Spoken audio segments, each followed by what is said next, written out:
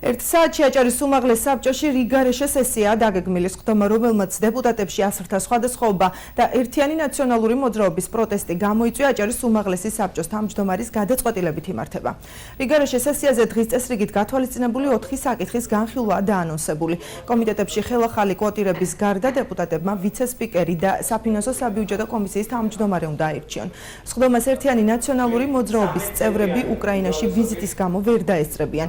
ქორუმს უმაღლეს საბჭოს რეგლამენტის თანახმად საბჭოს 14 დეპუტატი დაესწრება, დღის წესრიგით გათვალისწინებული საკითხების გადაწყვეტას კი 11 დეპუტატის მხარდაჭერა სჭირდება. სამწუხაროდ დღევანდელი ყველა გადაწყვეტილება იქნება არალეგიტიმური, რადგან მასში არ მონაწილეობს მთავარი ოპოზიციური პარტია, არ მონაწილეობს უმრავლესობა და რიგი დეპუტატებისა და მე ვფიქრობ, რომ ქორუმის შეკრების შემთხვევაშიც კი დღევანდელი გადაწყვეტილებები უახლოეს დღეებში გადაიხადება და გაუქმდება.